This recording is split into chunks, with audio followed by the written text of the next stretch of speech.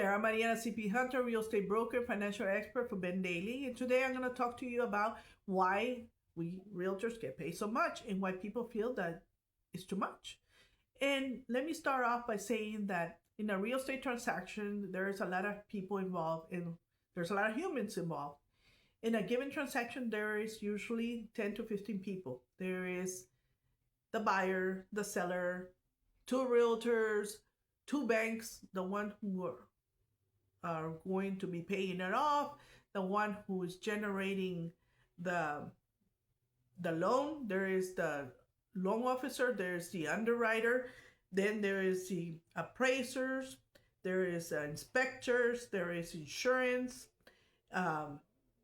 there's HOAs, there is the tax people for the city, and sometimes two attorneys if the things get out of hand, or for revisions, because some people they like to run that by an attorney, and sometimes it has to be because we as realtors are not able to give you law because that's not what we do, but we are able to advise you on potential problems and resolutions, in the sense that from the moment you pick your neighborhood, we will be able to give you advice, guide you as to based on what you need and want. We could look out and see if it's something that's going to be doable for you and that you're able to accomplish what you want.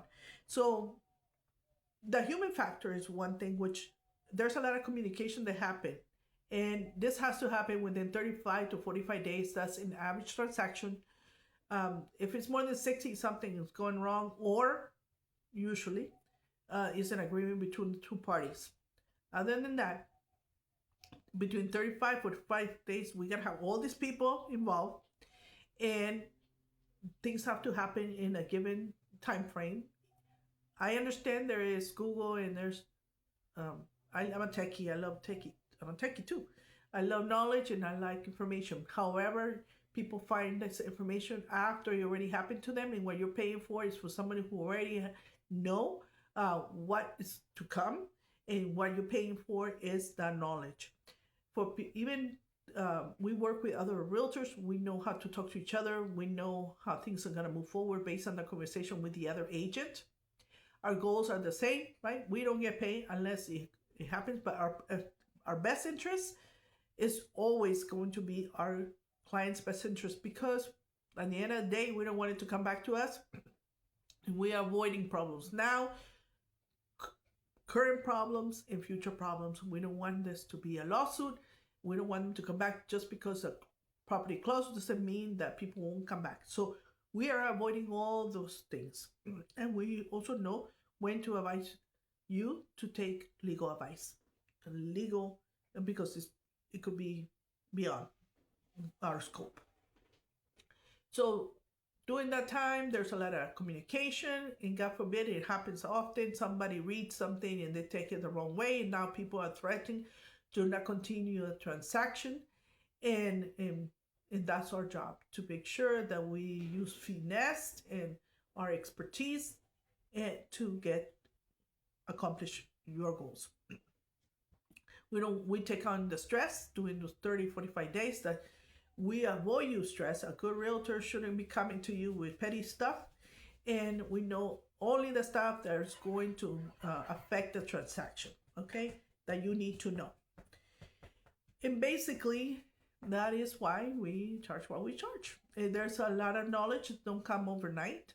Dealing, like I said, we deal with all these people, dealing with the HOA people, dealing with the taxes, dealing with there's a research on the background that maybe there's a lien on the property, and good realtors will find this out way before the title company does. At least I do, because I represent a lot of sellers, and we want to make sure that where we're selling is the person belongs to the person, that they have the right to sell it, and also is there any impediment, so that we can run our numbers and they know exactly what they're getting. Also, because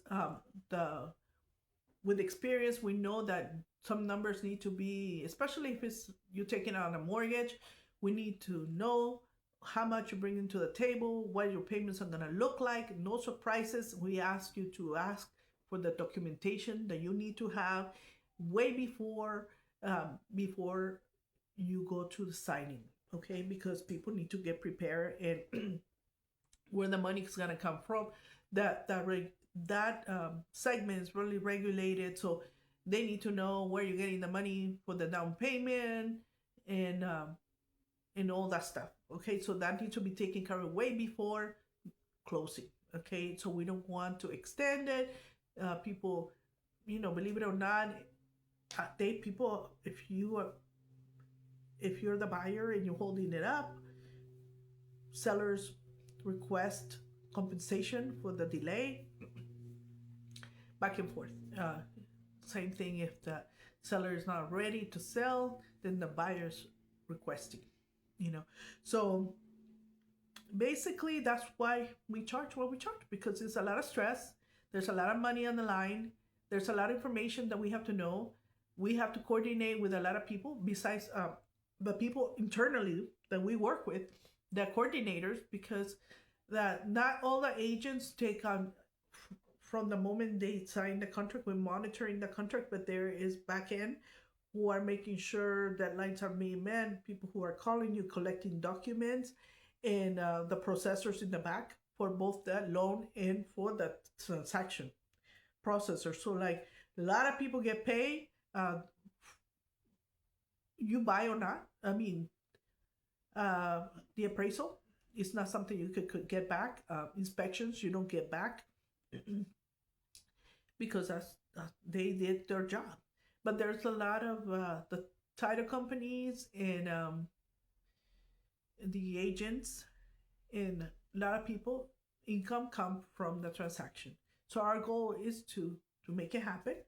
But that's, in a nutshell, that's why we charge what we charge. And I think it's justified, like I said, because you're not going to, it's an expensive, and it could take legal consequences when you don't know what you're doing. So that's why it's a good idea to hire a realtor. And when you're ready to buy or sell here in the state of Texas, I'm here to serve you. I am Mariana Hunter with Ben Daily. Have a great day.